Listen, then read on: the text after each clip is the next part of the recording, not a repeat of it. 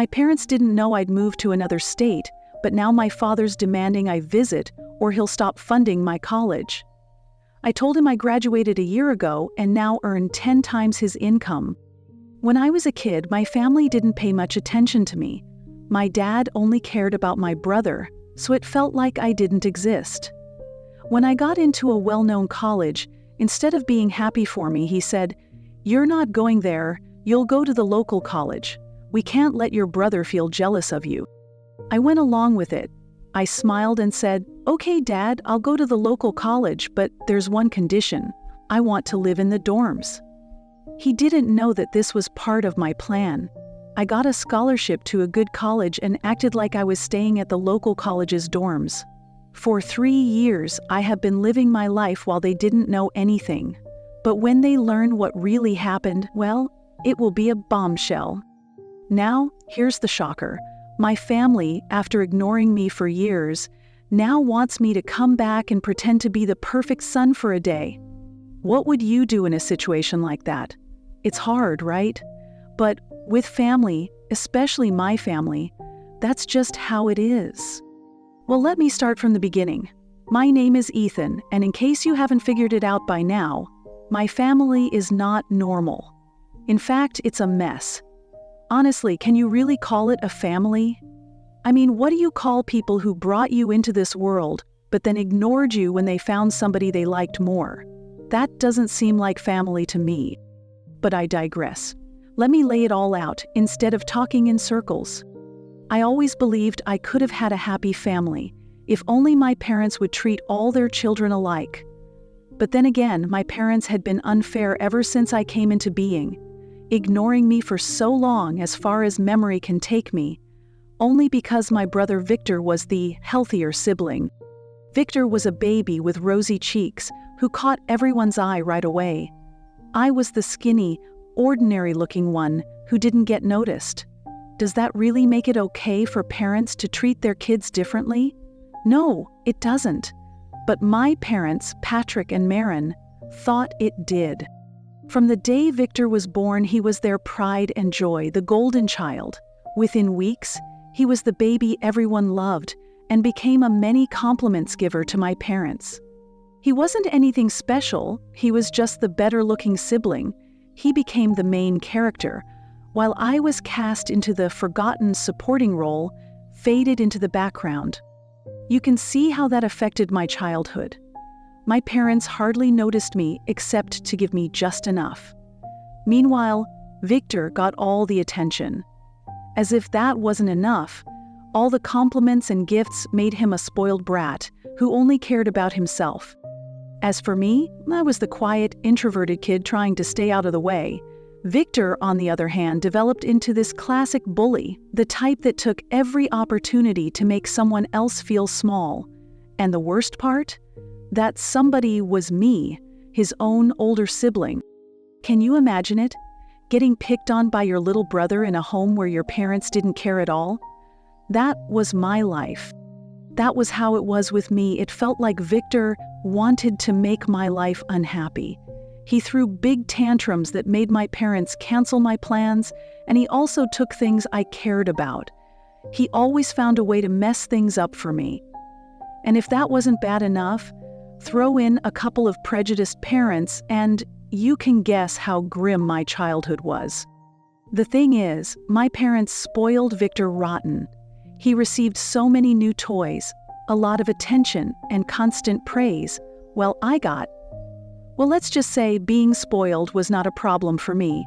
Birthdays were boring, my achievements were ignored, and I was like a background character in my family. I still remember one time in 3rd grade when I brought home a report card with all A's. I was very excited, thinking maybe, just maybe, this would be the moment my hard work would be noticed.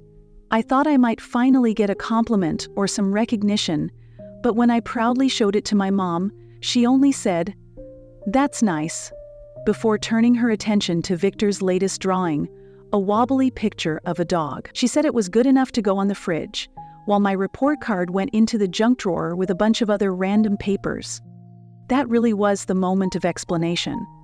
I felt like a forgotten report card, overlooked by all the small things Victor did, even if they didn't matter much.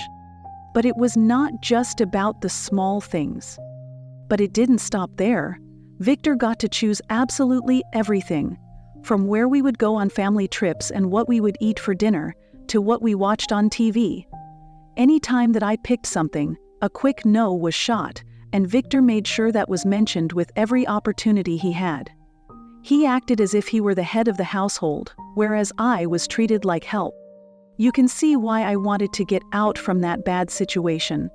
Eventually, it was time for me to get a bachelor's degree, and so far that was my life-changing chance that I got after hard work, gaining a scholarship to one of the world's best colleges, one which will guarantee that upon graduation, students would face no unemployment problem come true. But my parents couldn't allow me this one thing either. Just like with everything else I had ever liked, they somehow managed to ruin it. Guess why? Of course, it was Victor. They suggested that I should attend a college in the area. Their reason?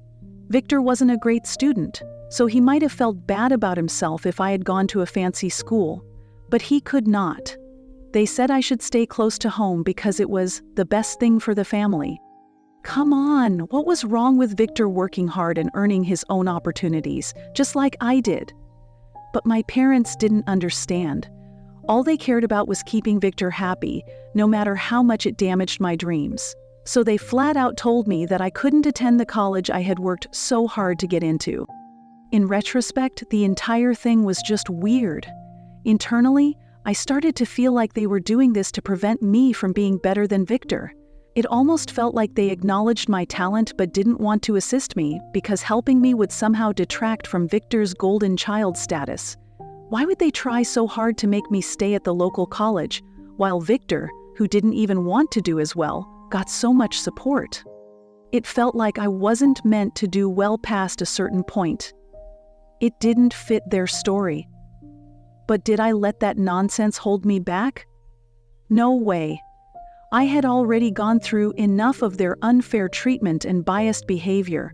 This time, I chose to take charge of my life. I told my parents I'd agree to study at the local college, but only if they allowed me to stay in the dorms. They agreed without hesitation, probably thinking they'd won, and convinced me to give up on my dream. But had they really? Not a chance. Immediately, I packed my bags, took the scholarship, and moved to another state to attend the prestigious college that I had worked so hard to get into. Meanwhile, my parents believed that I was still studying at a nearby college. The best part?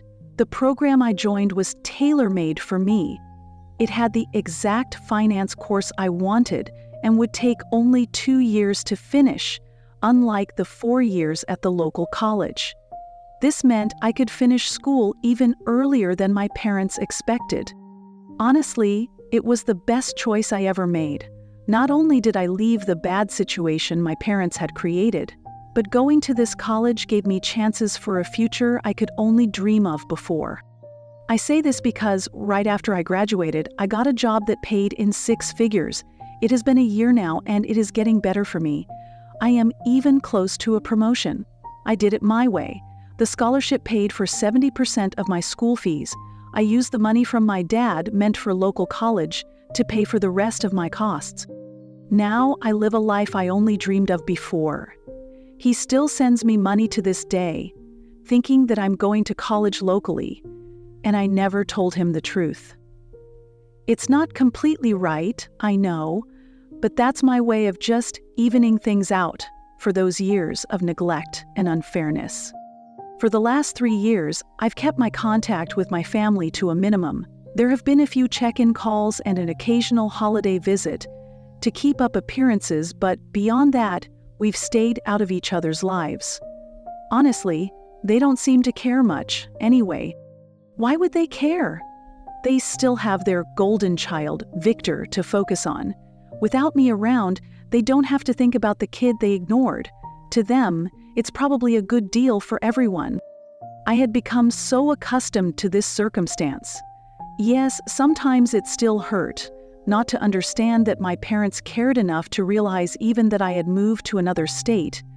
But that sorrow was countered by the peacefulness of living without their negatives. Honestly, I just miss having a family, not the broken one I grew up with, but a family that really cares about me. Even with the friends I've made and the nice life I've built, there's still this part of me that feels like something's missing. I thought this gaping hole in my life would never disappear. Until today. My father called me unexpectedly and told me Victor is getting married, asking me to come home a few days before the wedding to help get ready. I was taken aback. Was my father really asking me to come back? For years, I wanted some acknowledgement from my parents, and now he was saying I was part of the family and that they wanted everyone there for Victor's special day? Those words brought tears to my eyes. My parents had never seen me as a true part of the family. It had always been about them and Victor. Now, my father was clearly asking me to be there. It was a lot to take in, this new acknowledgement from him. But the happy moment did not last long. I couldn't forget the sad memories of my childhood, the same parents who had left me out for years and still didn't even know their oldest son was living far away. I am in a difficult situation. Do I want to go back to those people and risk being ignored again like before? Or should I stay away to keep the peace I have worked hard to create? I have a problem, and I want to know, what would you do if you were me? I do miss the feeling of having a family. It would be great if, for once, they genuinely cared about me, but the thought of going back, only for them to crush my expectations again, keeps haunting me. Should I go to my brother's wedding for the sake of family, or should I stick to my decision of staying far away and protecting myself from further hurt? After thinking about it for 2 days, I have made my decision. I have decided to focus on my peace. Some of you might not like this choice, but I believe in my heart that it is the best for me. I chose not to go to my father's invitation to Victor's wedding. Honestly, it felt like one of the best decisions I ever made. Spoiler alert, my parents haven't changed and will never change. I will continue where I left off. More thought, and I dashed off a message to Dad. It was short and concise. I told him I just could not go. None of the long stories and made-up reasons, only the simple truth. I was not going. I knew there would be some opposition, but I didn't think the manipulation would start so soon. My phone was filled with messages within an hour. The first to respond was my mother, who tried to make me feel guilty. She asked me if I really wanted to miss Victor's big day, if I was okay with being that brother, and how sad Victor would be if I wasn't there. She talked of how much it would mean to Victor to have his older brother there. Really? She even went as far as to say the common line, "You only get one family." But here's the truth. Victor's special day didn't mean anything to me, because Victor had never cared about any of my special days, not a single one. And yes, you only get one family, but that only matters if they treat you with the respect and love you deserve. I told my mother the same thing, that I wasn't coming. When she tried to make me feel guilty, my father jumped in with his silly methods. First, he was trying to be calm, and said that family should get together for important events like this. When that didn't work on me, he changed the tactic to just making threats. He called me and told me that if I didn't come to Victor's wedding, they would stop paying for college. Why did he say this? They couldn't bear the embarrassment of people discussing how one of their sons was missing from such a momentous occasion. It wasn't about me. It wasn't really about Victor either. It was all about faking being a perfect family in front of their friends and neighbors. That was it for me. How selfish could they be? They threatened to stop the college support just to make me go to the wedding? It was so ridiculous, especially since I did not care in any way about the money they were giving me. Just do it, Dad. Stop paying the tuition fees. I am not going to the wedding, and you can't do or say anything that will make me do so. What they don't know, and what I still haven't told them, is that I finished school a year ago. I've been living in another state, working at a job that pays well and making a life for myself. They could never have given me the life that I have now. I didn't want them to know how good I was doing or where I was living yet, because I knew they would find a way to mess it up. I know someday I will have to tell them the truth, and I will, but not now. Right now, I'm just enjoying the funny side of this. I refused to go to my brother's wedding, though father threatened me. That made my brother even angrier. He shouted how ungrateful I was, how I had always been difficult to handle, and how he intended to take my name off the local college's records to teach me a lesson. He acted as if it was a big punishment, as if losing a place at a college I had never even attended would really hurt me. He had no idea how very different the truth was from what he thought. I must confess that I could not help laughing. I could have told him I was never a student at that local college, but where's the fun in that? Now I'm just waiting for him to get angry and try to remove my name from a college I was never in. I look forward with bated breath to seeing his reaction when he realizes that I don't need him or his money anymore. That will be the biggest shock for him. It's only a matter of time before my phone blows up again with more angry texts or calls filled with insults. I'm almost looking forward to it. I'll keep you updated on how it goes, but for now, that's where we are. Hello everyone, it's Ethan again. It's only been a day since I last updated you, but things got even crazier. After my last post, I was sure my father wouldn't let any choice of mine stand in the way of me not attending Victor's wedding. And you know what? I was right. I was right. It all started with a phone call from my dad this morning, and he was furious. He did not even wait for a single response on where I had been and what I did with the money he sent for my college fees. It was like seeing a child have a fit when they don't get what they want. This time, it was my father, and he was very angry. Well, after the last time we spoke, he took matters into his own hands, went to the college in our area, and had my name removed from the list because he believed that this would teach me a lesson. He was so dense that he actually thought taking me off the list of a college that I wasn't even attending would make me want to attend Victor's wedding. Needless to say, he was wrong. He must have been in for a rude shock when he got to the local college. There was no record of my being there, of course.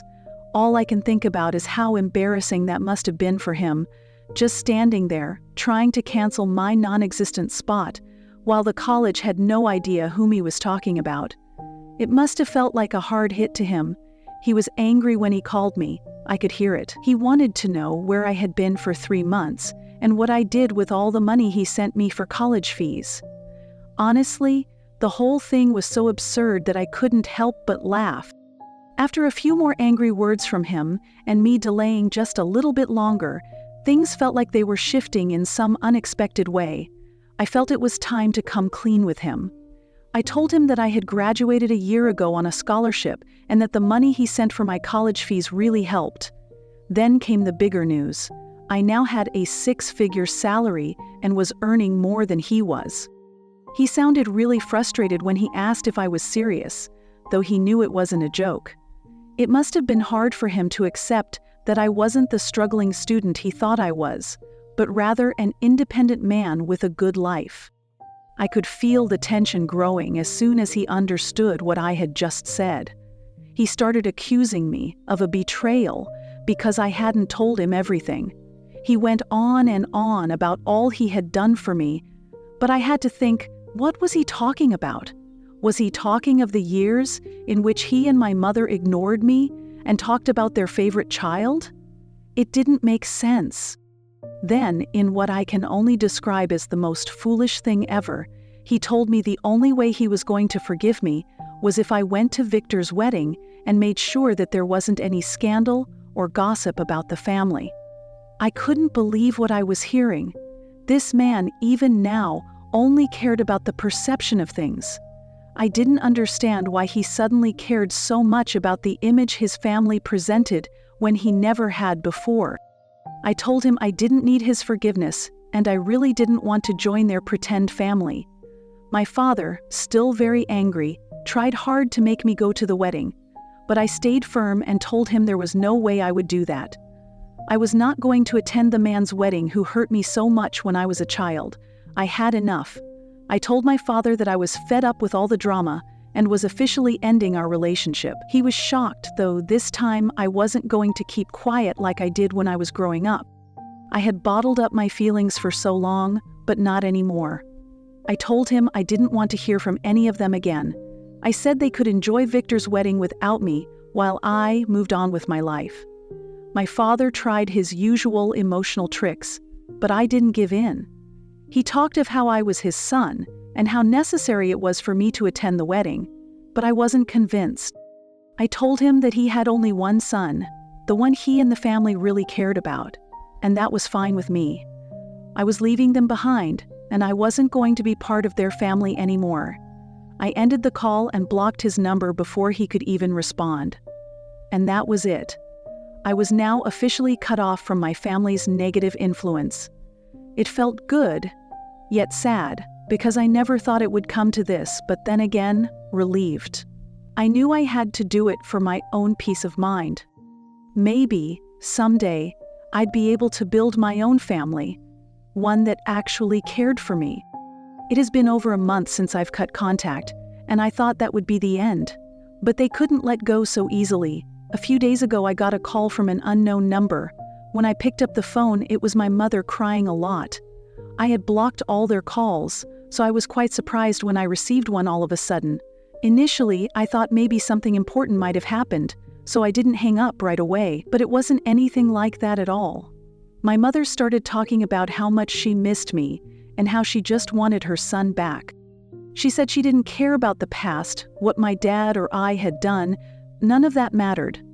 She just wanted me to be part of the family again. Honestly, I was confused. Where was all this love before when I told them I was done with them? They didn't seem to care then, and now all of a sudden my mom was acting like everything could be all right again. It seemed strange to me, so I hung up on her and told her we would talk later. Something didn't feel right. I then phoned my aunt, my mother's sister, to find out what she might have to say about it. What she had to tell me was shocking and confirmed my suspicions. It turned out that Victor's wedding was a total disaster. The fiancé everyone thought was so great turned out to be a con artist. Before the marriage, she convinced Victor and my parents, among other family members, to invest all their savings in what she referred to as a once-in-a-lifetime investment opportunity. You can probably guess that it was purely a scam. She disappeared with the money, and there was no wedding. All the family savings were gone. But that wasn't even the worst part. My aunt said my parents were in way more trouble than I had thought. All of it made sense the day I learned my father had created a problem for that employee and his family. This became a huge loss for his business, which was already in bad shape. That was the time when everything fell into place. This is why he was so insistent on taking me to Victor's wedding. He wanted to improve his image and let the world see that he still cared about how that perfect family looked. But of course that backfired. The trouble with Victor and his fiancée just made the bad publicity worse. Now they were losing money at every turn.